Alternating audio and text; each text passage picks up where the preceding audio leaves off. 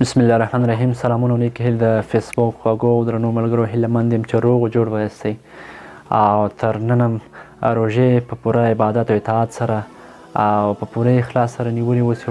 الله تعالی ته د قبولیت وړ اوسي.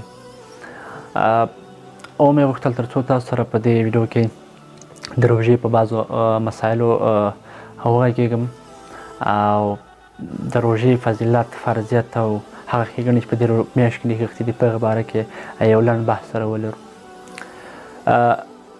لکه څرنګه چې تاسو پوهېږئ روژه د اسلام درېیم رکن ده چې کله یو مسلمان د اسلام دایرې ته داخل کېږي نو هغه مجبور مکلف ده چې د کلمې د ویلو سره، د لمونځ کولو سره، د زکات ورکولو سره، حج کولو سره دی باید په دې رمضان په میاشت کې یوه میاشت دی روژه ونیسي.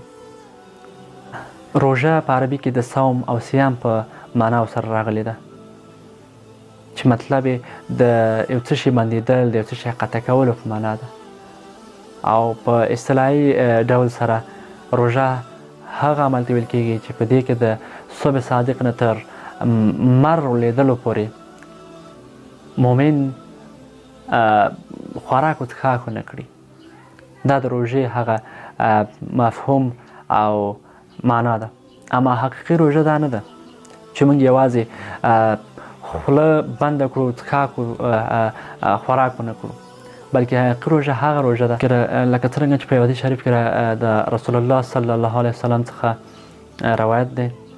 هغه فرمایي چې روژه یوازې په دې معنا نه چې موږ خوله وتړو، خوراک و څښاک بند کړو، بلکې روژه د غوږونو بندول، یعنی موږ په دې غوږو باندې ناروا وانه ورو، غیبت وانه ورو، موزیک وانه ورو، هغه شیان په دې وانه ورو چې موږ منع شوي یو ګناه موږ ته جوړیږي. په سترګو ناروا لیده ونه کوو. همدارنګه باید خوله د غیبت څخه وساتو. نو یو حقیقي روژه همدغه ده چې موږ سترګې، غوږونه، خوله، پښې، لاسونه ټول وتړو. په لاسو باندې راکړه حرام او ناروا راکړه ورکړه ونه کړو. په پښو باندې یو ناروا ځای ته لاړ نه شو، ناروا اعمالو لپاره استفاده ترې ونه کوو. یعنې موږ مکمل بدن باید د تحریم کړو. تحریم په دې معنا چې د هرې ګناه څخه موږ باید ځان وساتو، ځانو څخه متقیان جوړ کړو. البته دا میاشت نه، موږ باید ټولې میاشتې الله تعالی ته ځانونه تسلیم کړو. د روژې فرضیت هم همدا مطلب لري چې موږ باید لکه څنګه چې په قرآن شریف کې د دې څخه یادواري شوې ده د بقرې په 183 صورت کې چې الله تعالی فرمایي چې روژه فرض کړل شوې ده په تاسو باندې لکه څرنګه چې فرض کړل شوې وه د تیرو پیغمبرانو په پیروانانو باندې. او روژه د دې لپاره ده چې تاسو پرهیزګاري اختیار کړئ، تاسو پرهیزګاره جوړ شئ. نو په دې میاشت کې باید موږ ځانونه الله تعالی ته په پوره معنا سره تسلیم کړو، له ګناهونو څخه، د تیرو ګناهونو څخه توبه وباسو او د راتلونکو ګناهونو څخه پناه وغواړو. دا میاشت د وینې تویولو، د قتل، د غلا، د غیبت، د دې شیانو میاشت نه ده. په دې میاشت کې باید دا شیان په پوره معنا سره پرېښودل شي او د الله تعالی څخه الله تعالی ته لاسونه پورته کړو چې دغو اعمالو څخه موږ ته د صبر توفیق راکړي، چې موږ صبر نور وکړو، دغه کارونو څخه لاس واخلو. دا هغه میاشت ده چې دې میاشت کې الله تعالی د هر نیکۍ عمل په خپله لیکي او هر عمل په 2 چند، 10 چند، تر 200 چنده پورې د دې ثواب لیکي.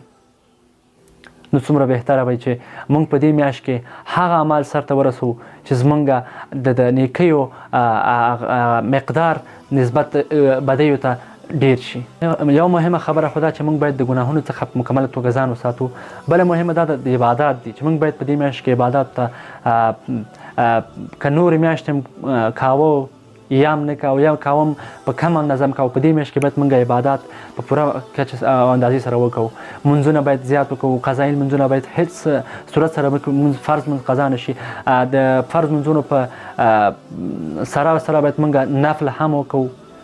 تلاوتونه باید په دې میاشت کې وکړو، په دې میاشت کې د قرآن عظیم الشان ختمونه وکړو. تهجد باید په دې میاشت کې راکلک کړو، تراویح باید وکړو، په تراویح کې باید د قرآن عظیم الشان ختم وشي. د دې هر یو فضیلت په قرآن شریف کې په احادیثو کې ثابت ده او د دې هر عمل فضیلت په دې میاشت کې ډېر ده. د قرآن کریم په یو حرف باندې 10 نیکۍ دي. نو په دې میاشت کې چې د یوې نیکۍ اجر 100 چنده ورکول کېږي. نو تاسو فکر وکړئ چېرته مونږ اوس قرآن عظیم الشان 6666 آیاته ده. دا تاسو په اوس وخت کې ځکه چې څومره نیکۍ تاسو ګټئ په یو ختم سره.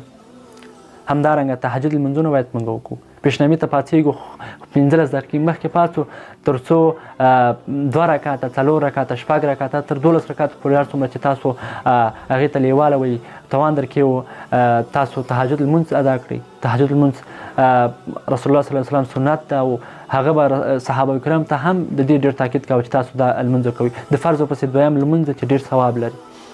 د نوافلو په نوافلو کې تر ټولو ډېر اجر لرونکی نفل ده.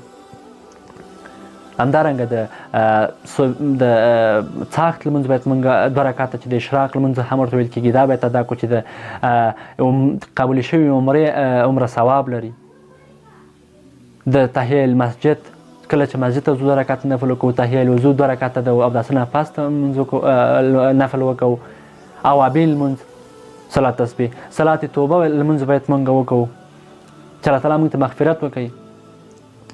صلات حاجت لمونځ زموږ حاجتونو ضرورتونه پوره کړي. دغه لمونځونه ټول د فرض او عمره ثواب لري. نو کوشش باید موږ وکړو چې په دې میاشت څخه په پوره معنا سره ګټه واخلو. په دې میاشت کې عبادتونه وکړو.